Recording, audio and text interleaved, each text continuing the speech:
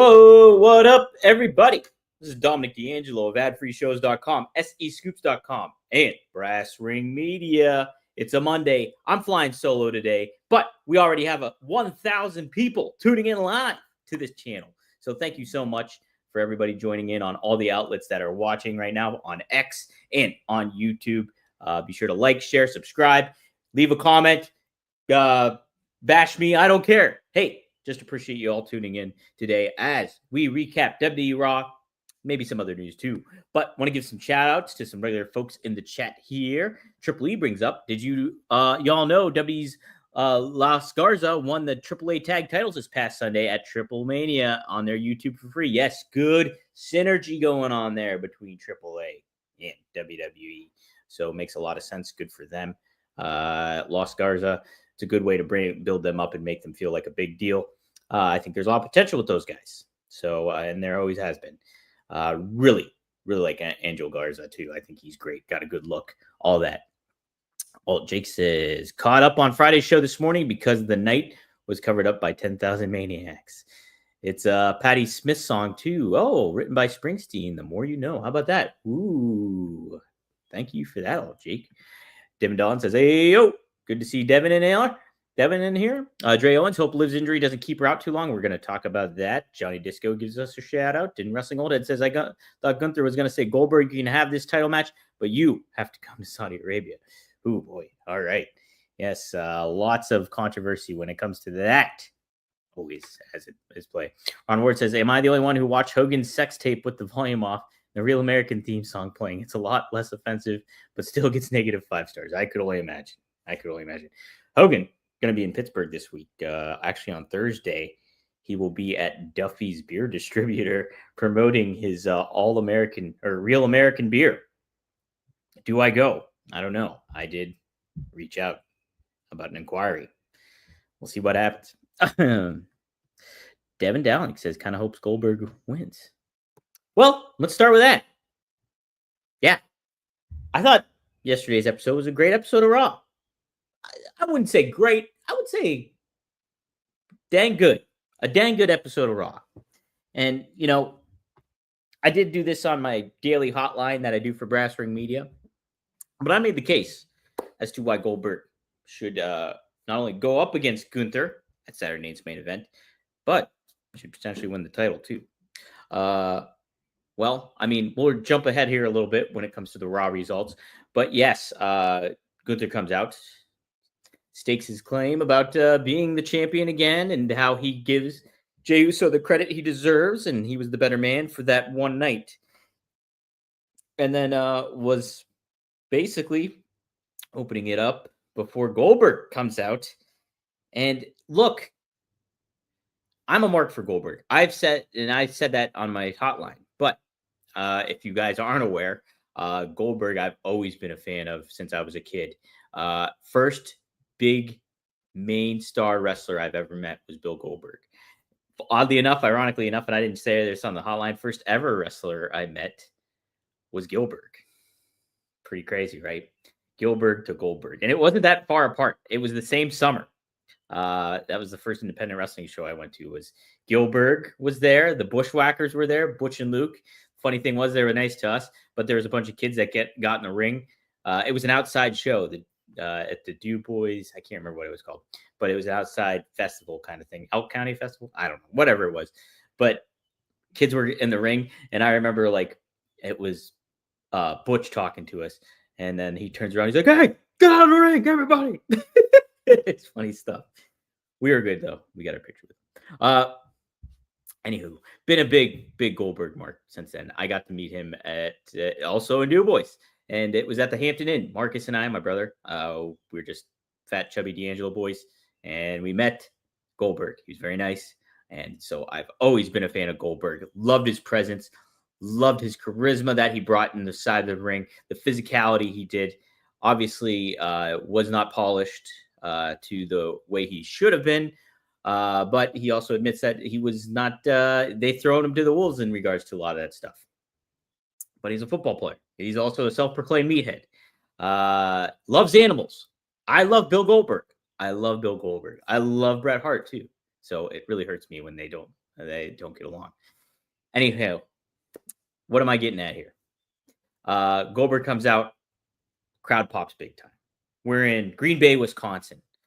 Crowd was pretty hot here and there, for a lot of this stuff. Sometimes it felt like a little leveled out throughout the evening, but I mean, Goldberg, this place exploded for him. And it speaks to Goldberg is the perfect example of why social media is not real to wrestling fans. Because Goldberg gets a lot of heat online on social media. People were trashing last night. But you see that crowd reaction, and that's what matters. That is who you're marketing towards. And you know what? It casts a wider net than what you see online. So Goldberg getting that reaction speaks to a broader audience, speaks to what the fans can tune into and get excited for. So my argument was made that, yes, they're going up. Now, the online contingency will say, oh my God, look at what AEW is putting out there with All In, and WWE's competing with Goldberg versus Gunther. And I'm like, hell yeah, they are. And why? Hell yeah, they should, because it's a different flavor of ice cream, and a flavor of ice cream that a lot more people like. Yeah, you might get your Rocky Roads or your, I don't know, cotton candy, or those are some really bad flavors, by the way. Rocky Road's not bad, but cotton candy's a little. But you're getting your all unique flavors with AEW. Here, you're getting chocolate and maybe like some cookies and cream in there too. You're getting some good legitimate flavors when it comes to Bill Goldberg. It's a flavor that a lot of people order, despite what online says, despite what X will tell you, despite all that stuff. Goldberg being on Saturday Night's Main Event is a big deal. Goldberg made the most of his minutes, and it wasn't that long. He came out there, he stared down, he cut a 90-second promo that packed a punch. He was Goldberg, man. And I think, what got Goldberg over was his ring presence, his look, everything to that effect. But he's a low-key, pretty darn good promo too. I like Goldberg a lot. And yeah, maybe I have, like I said before, I gave them my bias initially starting off here. The first wrestler I ever met, always loved Bill Goldberg. So I am all for this. I think that Goldberg should win the championship, and here's why. The World Heavyweight Championship had even initially starting off, there was some criticism to how this title was positioned. It felt like second fiddle to the WWE Heavyweight Championship, the Undisputed Championship. And now, so Seth Rollins becomes the inaugural champion. I think that made sense. Seth is a great first person to hold that championship. But what did that World Heavyweight Championship resemble in a lot of ways? It looks like the big gold, but with the WWE logo over it. Now, it doesn't have the lineage that the World Heavyweight Champion, it doesn't carry that lineage from previous time that there is. But it is reminiscent of it, is it not? If Goldberg were to win that championship, it indirectly ties that lineage together with one another, because he is so associated with that big gold title, the big gold belt. And now he will also be associated with your current championship. Another point I wanted to make too, if you noticed on his shirt that he was wearing, very Mad Magazine Al Jaffe, if you remember that kind of design on his t-shirt, with the grotesque. I think it was Al Jaffe. I can't remember what illustrator that was for Mad Magazine, but it's very like a grotesque kind of look of his baseball tee. I like it. What was flapping while he was holding it? It was the big gold. It was the big gold belt. So I think it would behoove WWE to add to elevate that championship for Goldberg to win it. And you can have it be a short run. Now, I have not looked at any comments so far, so I don't even know what people are feeling if they have different perspectives. But I'll get to them in a second, because that'll be fun. There was another point I wanted to make, and let's see if I can remember it. Goldberg. Oh, yeah, this is it. So, hey, And they are not promoting this yet as Goldberg's last match. You have a little under a month to do that if you want to do that. Will this be Goldberg's last match? If they put that stake onto it, then that's how you're gonna really kind of promote it. This could be Goldberg's last match, and he's going up against Gunther for the title. Does it make sense? Yeah, I mean, you could make it make sense for sure. I also saw some sort like I love Sean Ross Sapp. Me and him are friends. He said something where, from a kayfabe standpoint, it doesn't make sense. I don't. I got just disagree with that. I think that it does make sense, right? Goldberg is a former champion, world champion.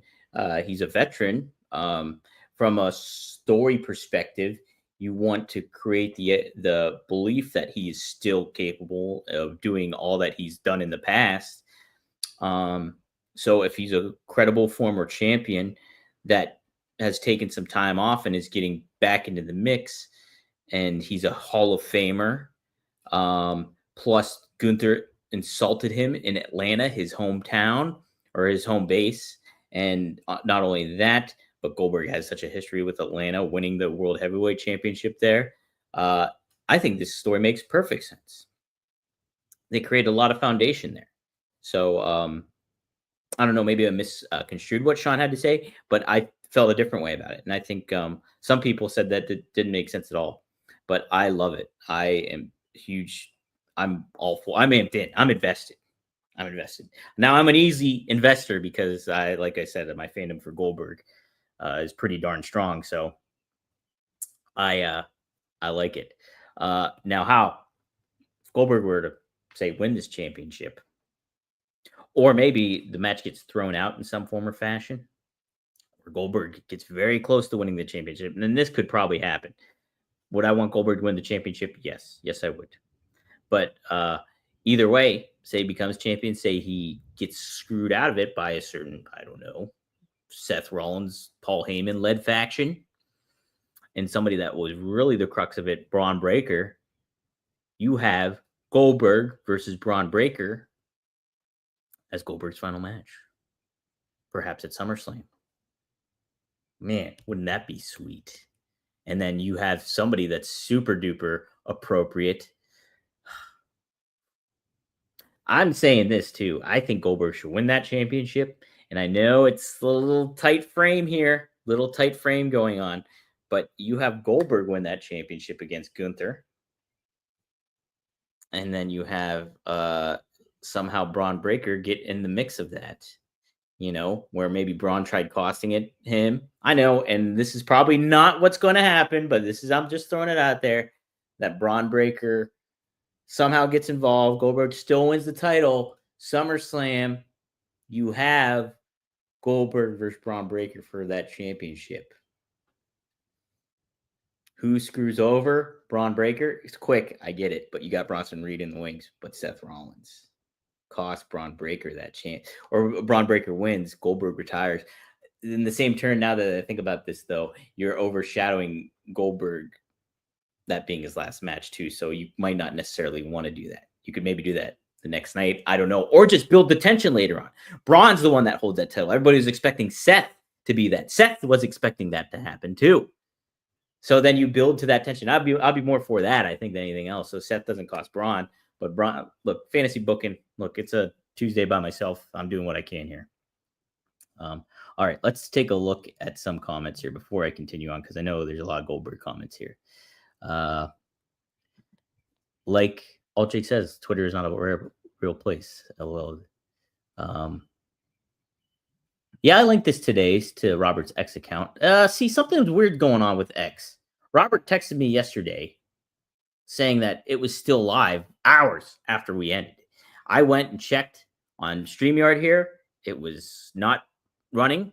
There was nothing going live on at the time. And I checked my own X feed too, which I went live on as well.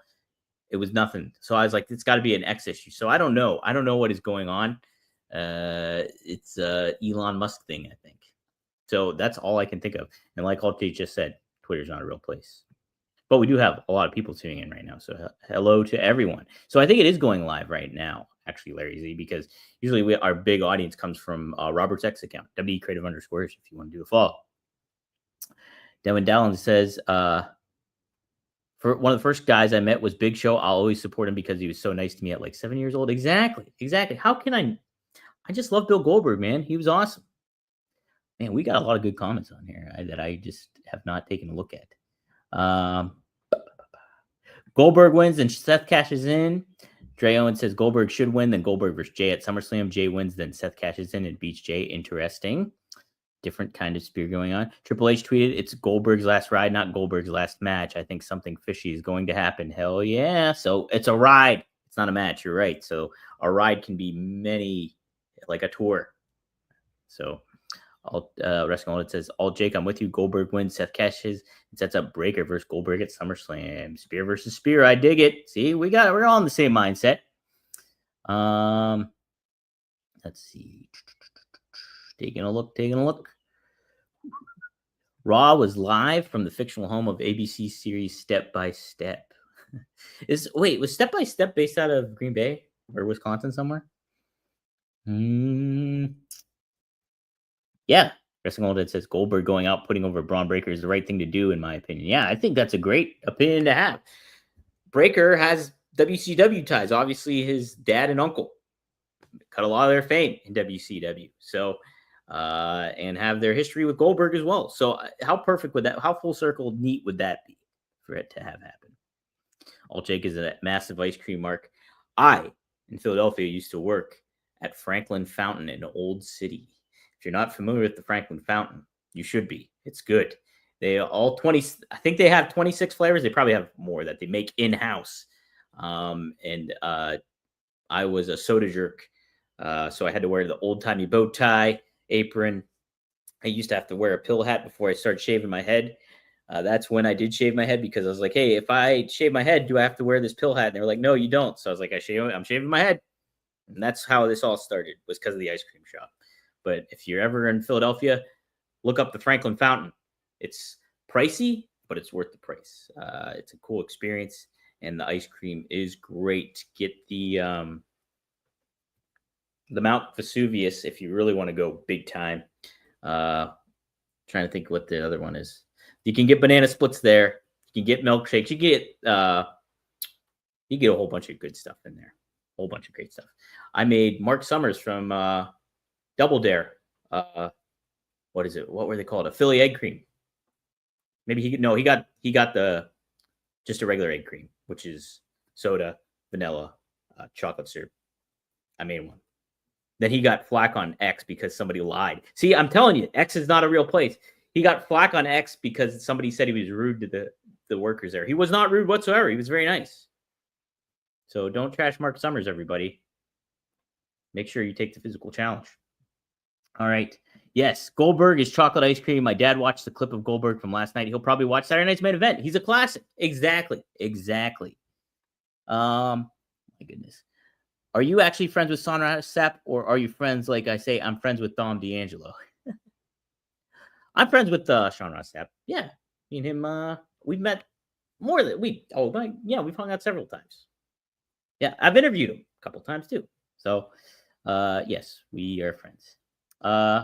Cody Rhodes versus Randy Orton on the same card as John Cena versus CM Punk is arguably a better double main event than WrestleMania, both night main events. Absolutely. My goodness. Yeah.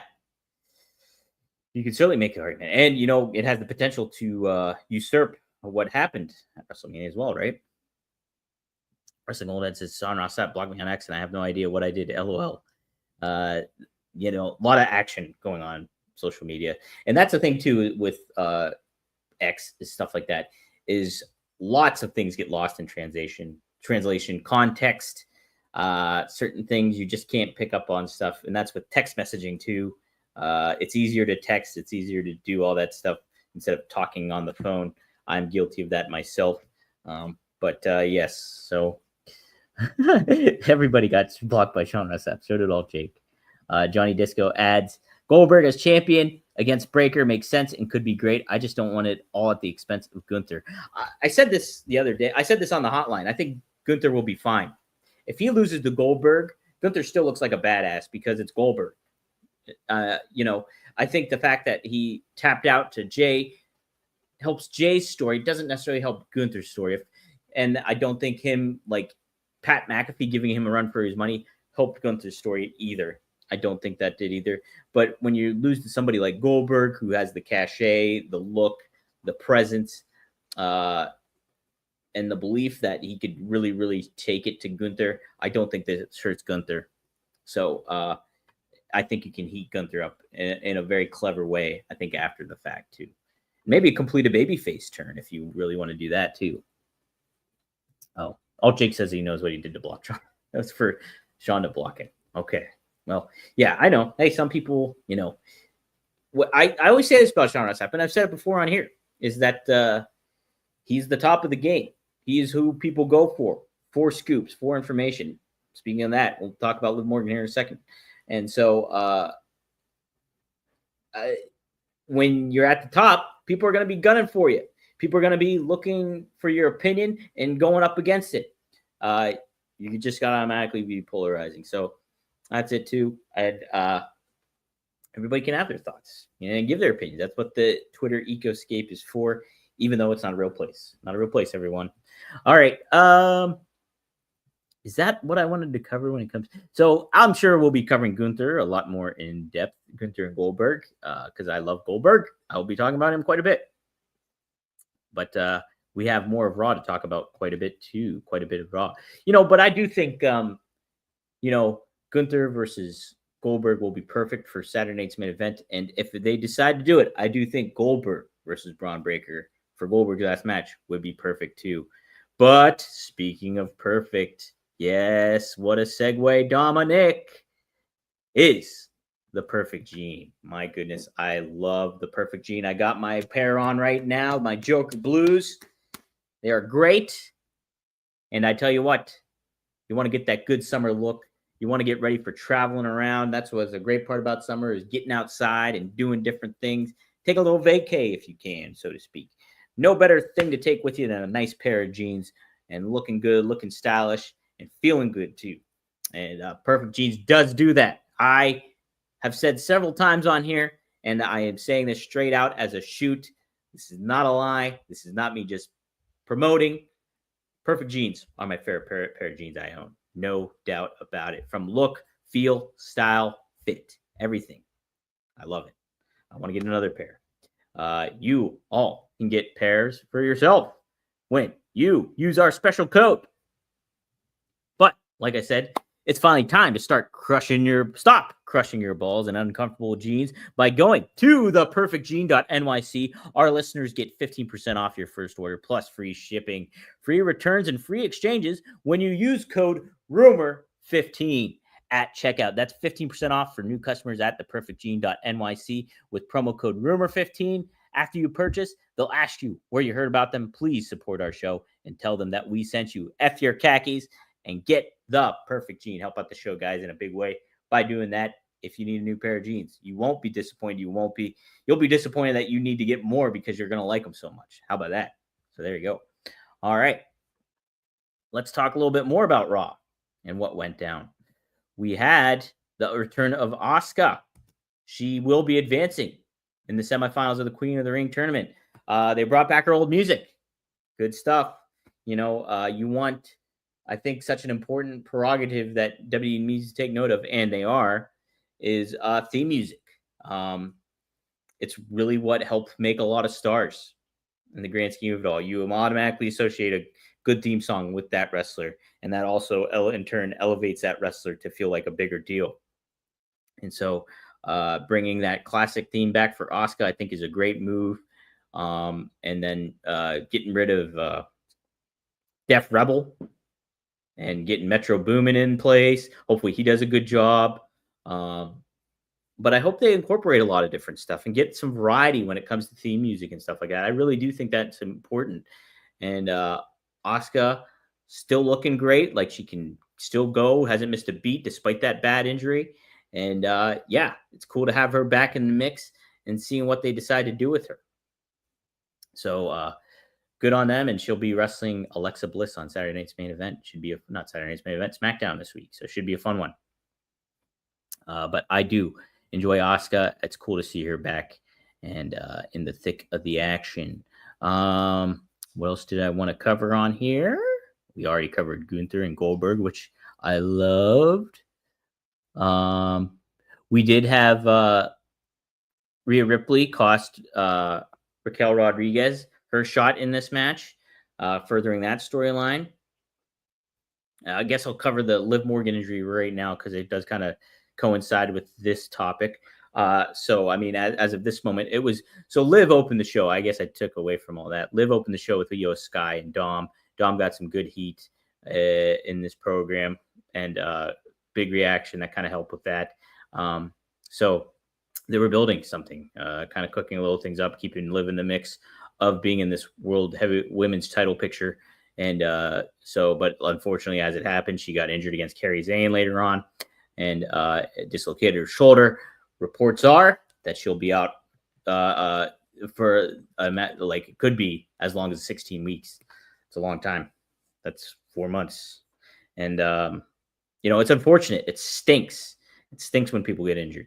And, Liv, especially being involved in all these several storylines. Graham Matthews of Bleacher Report actually brought up the fact of all the storylines that she was in and how much of a wrench that throws in the works when it comes to certain things. Nikki Bella, that world championship. You also have Roxanne, all that stuff going on, all the drama going on there. Now you could have her come back in a sling and kind of continue a storyline, but in certain ways, this could elevate Liv.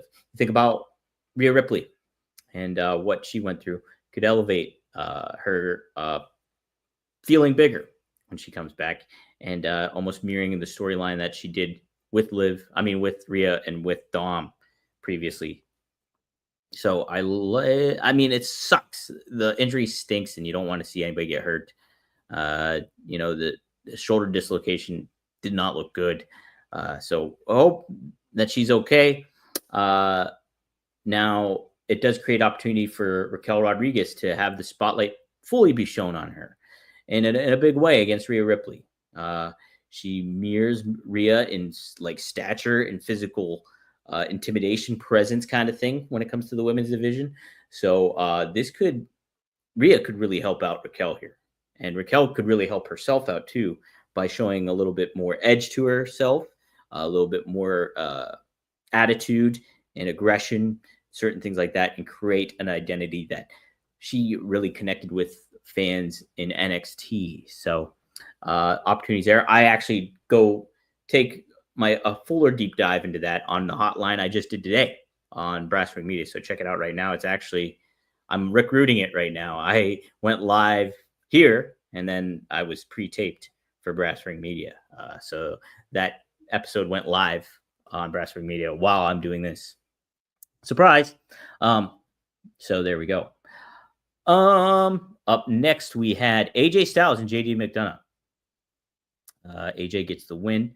They're building AJ and creating a storyline here with Dom, which I like a lot. I think this is another thing of passing the torch in certain ways.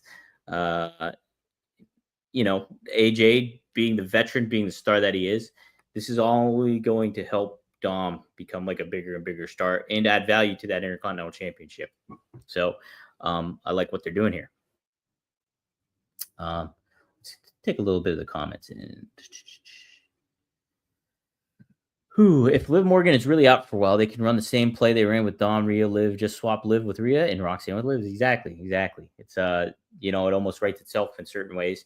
You can have that Liv maybe learn a lesson from all this stuff, or maybe not. Maybe it just makes her more angry. So, yeah. All right. Continuing on here, we have Bayley and Becky Lynch have quite the exchange. Becky coming out in that Bears jacket was great in Green Bay.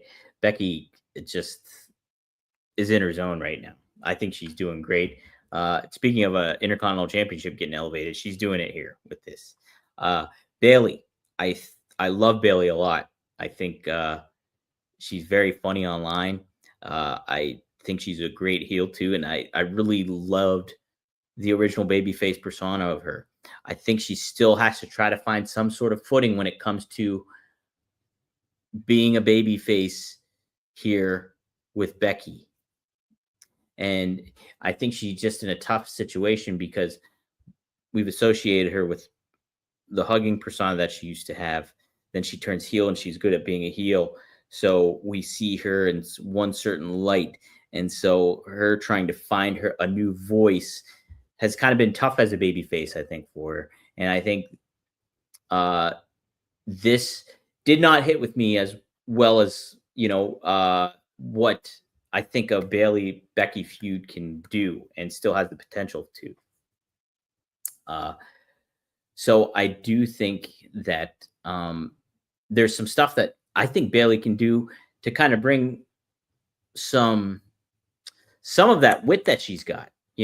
She's got a great sense of humor, and that's shown online a lot of the times. And I think what, pun intended, she needs to embrace some of those elements when it comes to how she does kind of look out. Like you think about Izzy, like her biggest fan or whatever. She's very supportive of her. She's supportive of her friends online, like just in her personal life and stuff like that. I think she's got a couple cats and stuff like that.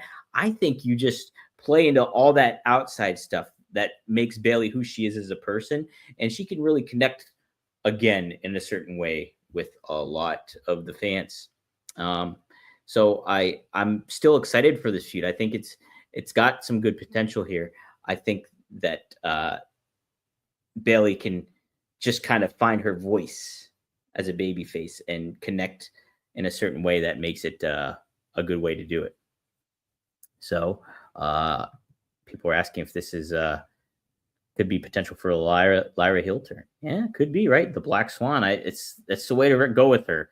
LJ Cleary, her fiance, who I interviewed over on Brass Ring Media, did put over how great she will be as a heel. So there we go.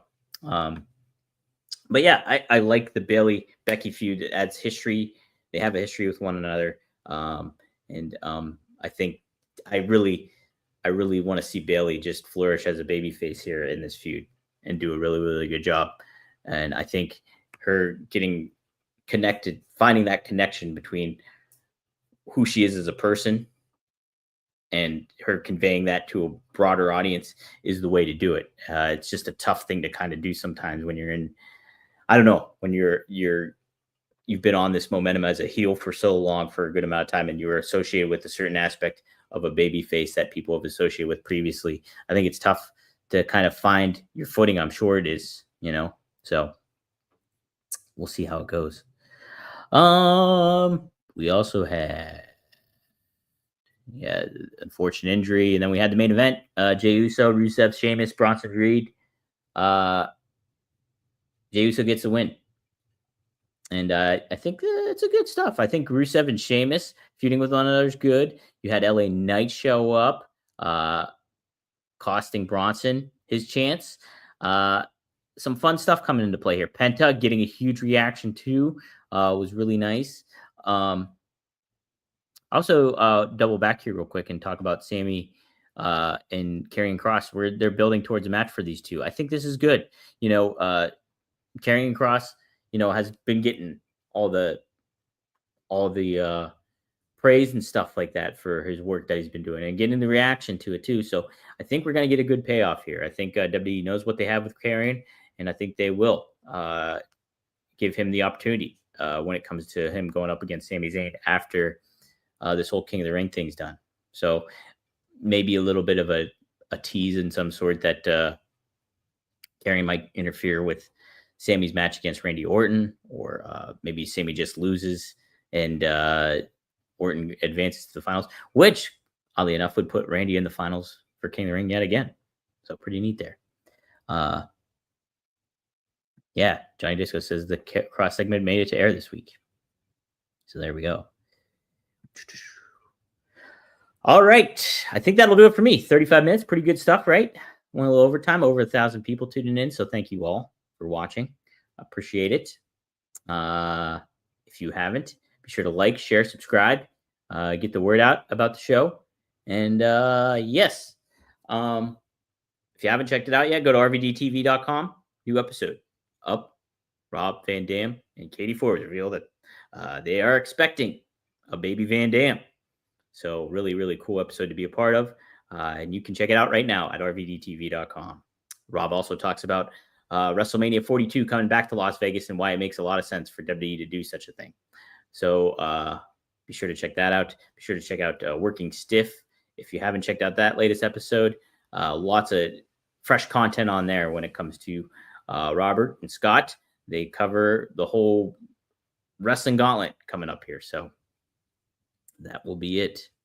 Alt Jake says, well, Baby Van Dam wear BVDs. Oh, remember that brand? I do. Funny stuff. All right, that'll do it for me. I'll see you tomorrow. Maybe I'll have a guest. Maybe I'll fly solo again. Either way, best luck in your future endeavors. And hey, Kurt Angle, Clarion University, represent. It's true. It's true.